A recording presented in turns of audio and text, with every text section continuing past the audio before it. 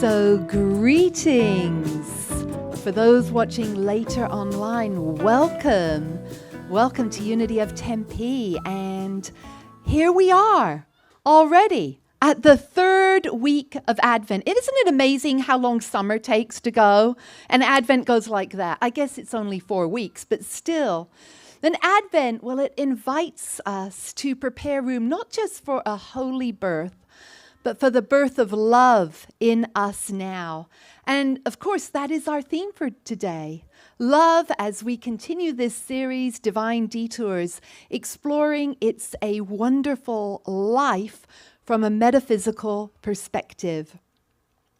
And today we lit the candle of love, and that has joined peace and hope and faith on our Advent wreath. And so we're going to return to Bedford Falls, and we're going to see love not as a greeting card sentiment or a Hallmark movie, because the love that we're discussing is divine love, and that is the connective tissue of the universe. It is the love that holds a community together. Yet on planet Earth, love is not always tidy, and it's not always easy, is it? No. So, in It's a Wonderful Life, we've reached the point where love gets tested. Who has not yet seen the movie? Everyone's watched it now. That's wonderful. And this kind of love is not the romantic kind. Mary and George certainly have an abundance of that, but this kind of love is the gritty, everyday, metaphysical love that keeps a soul from unraveling. And this is the week where we see what love looks like when it's present, and what the world becomes when love is absent. You know, George, he never leaves Bedford Falls, at least up to this point and up to the end of our story. And Mary, she continues building a beautiful home out of this derelict house. And the banister knob, it never gets fixed, because that banister knob is the perfect metaphor for love in real life. It's the reminder that life is always a little unfinished. It's always a little wobbly, and love doesn't wait for perfection. Love creates beauty in the middle of the mess. And so during the war, because we're taught this movie takes place, and the Second World War comes along, and everyone in Bedford Falls does their part. Mary runs the USO, and Mr. Bailey joins the Red Cross, and Uncle Billy and Mr. Gower sell war bonds. And Bert, the cop, gets a silver star. And George, well, he's unable to list because of what? His ear, right? His hearing. So he volunteers to serve in any way he can. And when Harry, George's younger brother, becomes a hero and receives a medal for saving many lives, the whole town claims him as their own. They claim his victory as their own. They're kind of like tie a little yellow ribbon around the old oak tree. That's what they would do, I think, if that song had been invented at that time. But they are truly an extended family, and they are filled with pride because, let's say this together, love makes us feel like we belong to each other. Love says your win is my win, and your child is my child, and your joy is my joy. Well, then, though, in the movie comes an event which leads to a dramatic turning point in the story, and we're going to show that now. We'll get this light as well. December 24.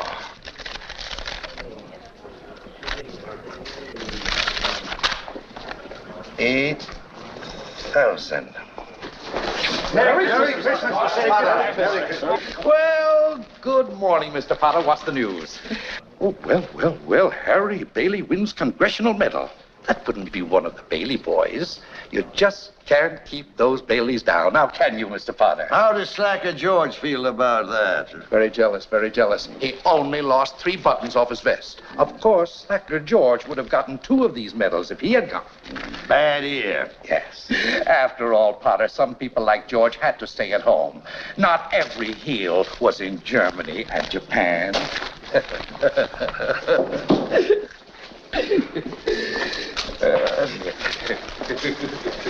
Good morning, Mr. Bailey. Good morning, Horace. I guess you forgot something. Huh? You forgot something. What? Well, aren't you going to make a deposit? Oh, sure I am. Well, then it's usually customary to bring the money with you. Huh? Oh, shucks. How about that finger there? Anyway. Bailey.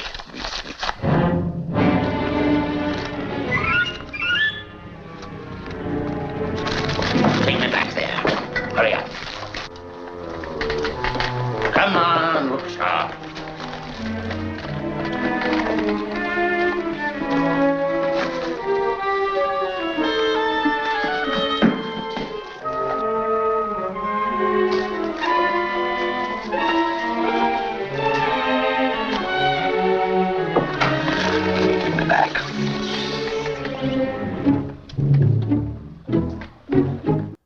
So, Potter, he absolutely knows that Billy mistakenly gave him the deposit. And what does he do?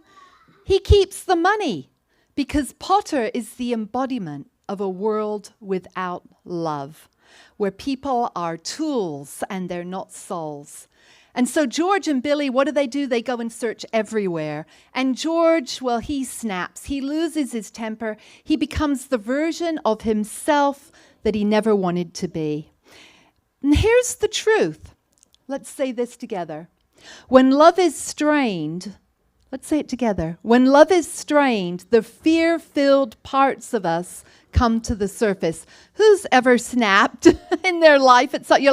You're scared or you're worried or you're anxious about something and you snap at someone. Well, George, what does he do? He goes home and the house is in chaos. One daughter is practicing on the piano and Zuzu is sick and the phone is ringing and George erupts into a frenzy of fear. And the banister knob, it comes loose again and he almost throws it across the room because it's a symbol of George's frustration and everything that he can't control. And he runs up to see his daughter Zuzu, who is sad and she's sick and the flower that she won is losing its petals. And she pleads with George, "Paste it, Daddy." And he hides the petals in his pocket, and that is a symbol of everything that he desperately wants to fix and cannot. And metaphysically, Zuzu's petal symbolizes the pieces of ourselves that we're afraid to lose. Our roles, our duties, the identities that we think define us. If you've ever lost a job, or you've ever retired from a job, or you've ever moved countries, or lost a friend, or any of those things, we think those things sometimes define us. But love doesn't try to glue everything back the way that it was. Love invites us to trust that life is still growing us, even when things look like they're falling apart.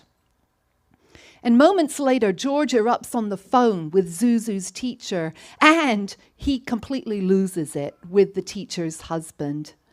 And George kicks over his architectural table. And this represents all the dreams that he had, all the things in life he thought he would one day have. And on the wall is a picture of Abraham Lincoln, the great reformer, staring at him. Because love reforms and love liberates. And love calls us to grow beyond our self-concern and into something deeper. But George, in all of his worry and his anxiety, he can't see that right now. He's drowning in the belief that he has failed everyone. Such a human emotion. And he storms out of the house. And the kids ask Mary, "Can we pray for Daddy?"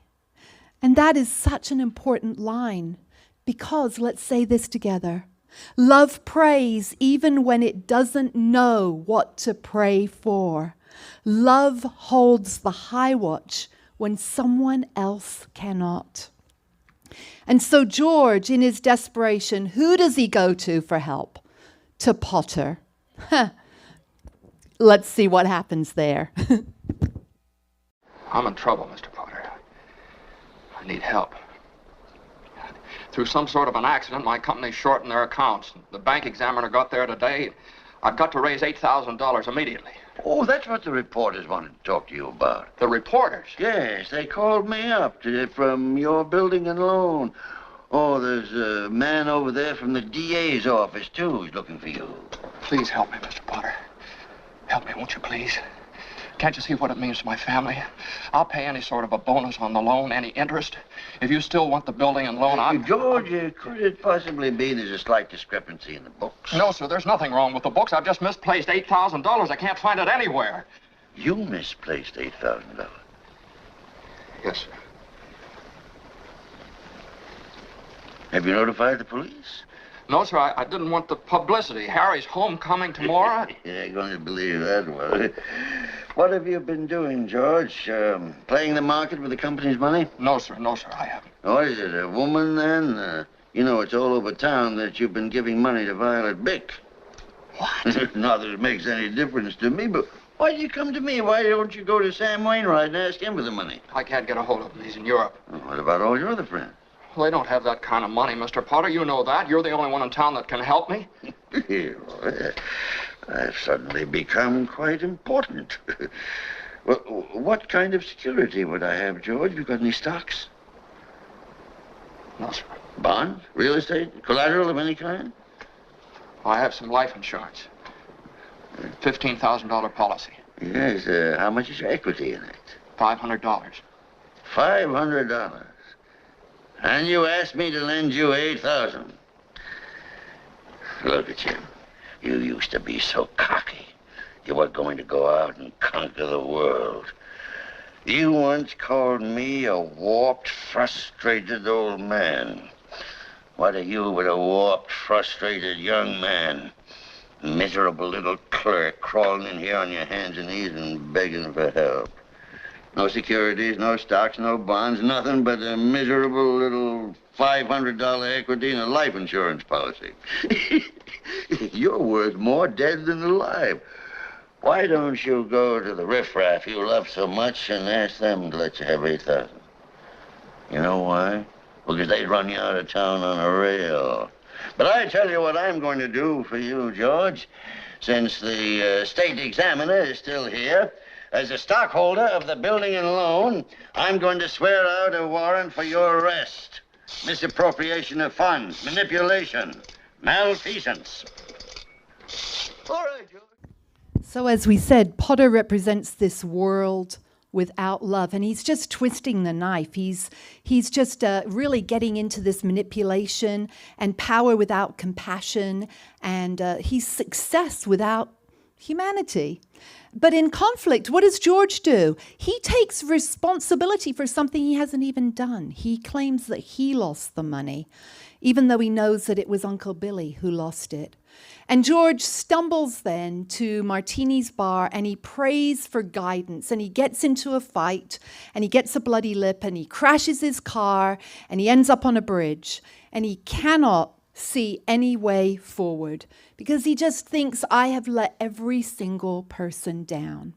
And then he's blinded to his own self-worth, and fear convinces him his life no longer matters. And then what happens? Clarence, the angel, does what? He jumps in the river. And even in the middle of his own darkest night of the soul, what does George do? Jumps in the river to save Clarence. Because something in him responds, that divine urge, another divine detour. And it's the most important one that he's had so far. Let us say this together. Love cries out for help. Love gives us someone to save so we remember who we are.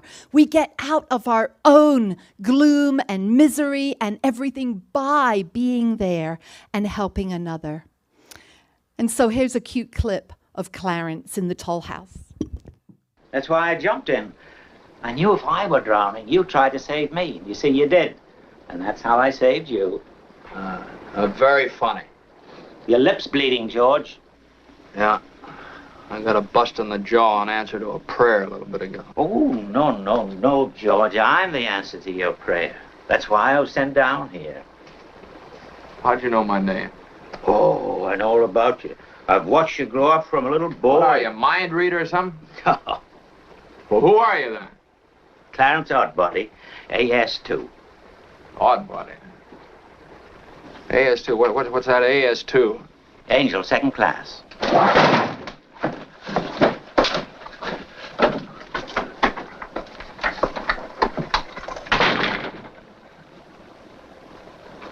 Cheerio, my good man.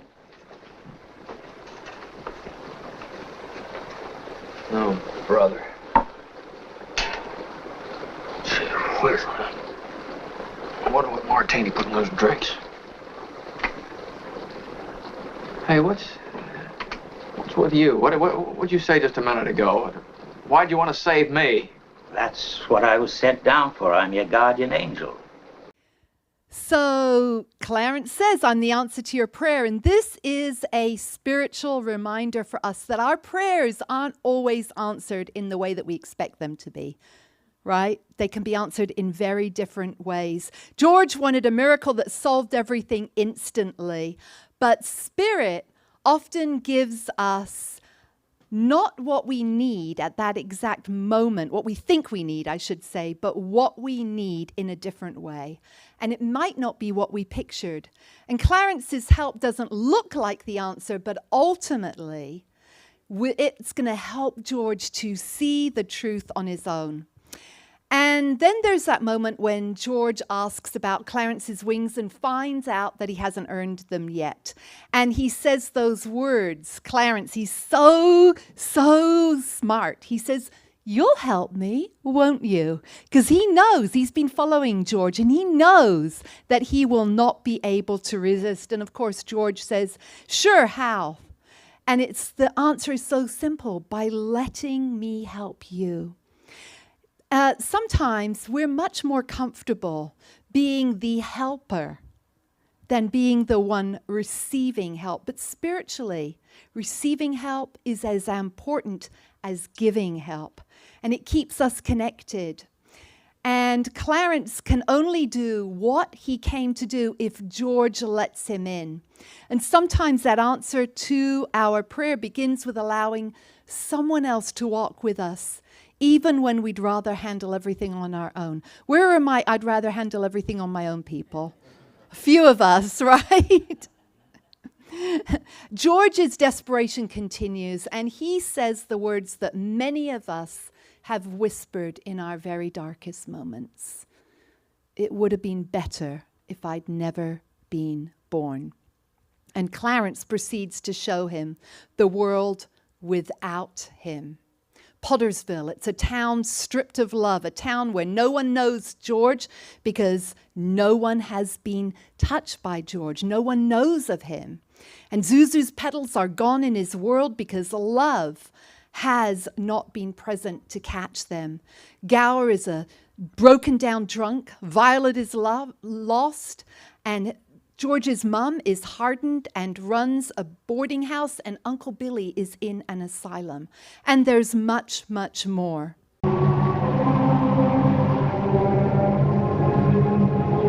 Strange, isn't it?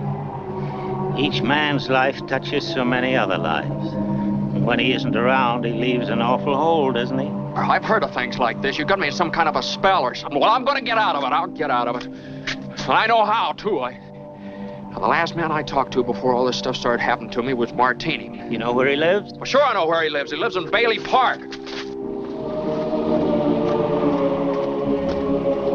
Are you sure this is Bailey Park? No, I'm not sure of anything anymore. All I know is this should be Bailey Park. But where are the houses? You weren't here to build them.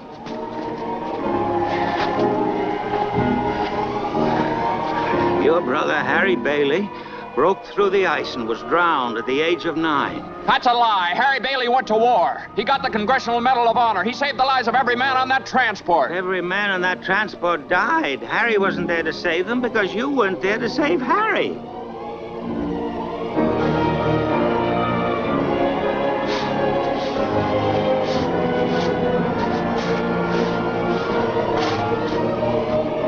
You see, George, you really had a wonderful life. Don't you see what a mistake it would be to throw it away? And then, after this, George goes to see Mary, and in this Twilight Zone-esque world, and by the way, Twilight Zone is on Prime if you want to catch it, but if Mary is all downtrodden, she's timid, and she's never known the love that George brought into her life, and this is more than George can bear. And he realizes Clarence was right and that our lives touch so many others. And when we are not there, something essential is missing. So he races back to the bridge and he cries out. This time he cries out not to escape his life, but to return to it. Let's say together, love awakens the desire to live again. Love restores the will to be here. Love brings us home. And love is the force that keeps us from becoming Pottersville inside ourselves, inside our families, and inside our communities. Love is the power that says you matter. You are making the world a better place simply by being here. And when you forget, love will remind you that even the loose banister knobs of your life are holy. And love doesn't promise to fix every situation, but love does promise to stay with you through it, through the messy parts, the confusing parts, the beautiful parts. Love is the part of you that knows you are whole, you are guided, and you are never alone. And when you forget, love wraps around you until the noise quiets, and you can remember your strength, your worth, and the cherished light that you are. Holy presence, thank you for the love that never leaves us, the love that steadies us even when we feel lost, overwhelmed, or afraid. Thank you for love that shows up in unexpected ways, people who support us in prayer, strength that rises when we think we have not an ounce left, and divine detours that reroute us for our highest and best. May we each remember that our presence does make a difference and that love works through us as every kindness, every sacrifice, every act of compassion. And this Advent, may we deepen into our truth as expressions of the one divine love that heals, uplifts, and transforms, and carry this love into every single place that we can, where love and hope feel thin. Love came down at Christmas. Love, oh love, we love divine. Love was born at Christmas. Star and angels gave the sign, gave the sign. Worship we the Godhead, love incarnate, love divine. Worship we our Jesus, but wherewith for sacred sign, sacred sign. Love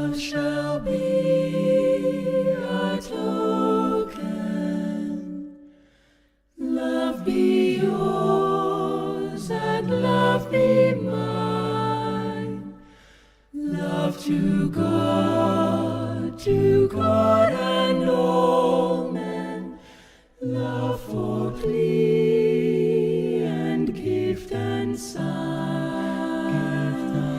gift and sign. Love came down at Christmas.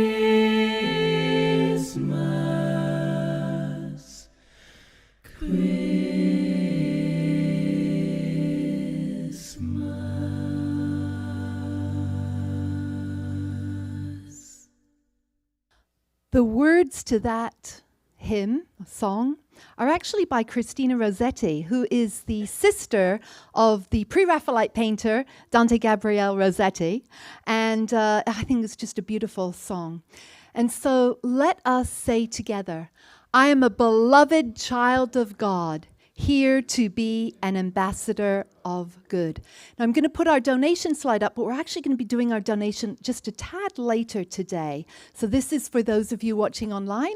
We are so gracious and appreciative, I should say, for your graciousness to Unity of Tempe. Thank you for supporting us. Want to let you know about Christmas Eve services. Dennis has a sign-up sheet over here for the potluck. We have so much fun. And if you're coming Christmas Eve and you're like, I would love to be a reader, we do lots of readings on Christmas Eve. I do give a very, very short message. You'll be happy about that, maybe. And we have music, and then we have festivities. So if you're coming and you're like, I'd love to read, do let me know. I would love for you to join us on our Zoom call. This is every Thursday at 9:30 a.m. Most of all, I want you to know that you are loved, your life matters, you make a difference, and I encourage you to be with us next week as we reach the stunning conclusion and metaphysical insights of It's a Wonderful Life. We went through the dark night of the soul tonight. Today, I should say. So next week becomes much lighter. And so let us pray our prayer for protection. The light of God surrounds us. The love of God enfolds us. The power of God protects us. The presence of God watches over us. Wherever we are, God is. All is well, and we are grateful. Beloveds online, have a very peaceful week. I encourage you to give a like or a comment and subscribe to Unity of Tempe on YouTube. If you would, that would be wonderful.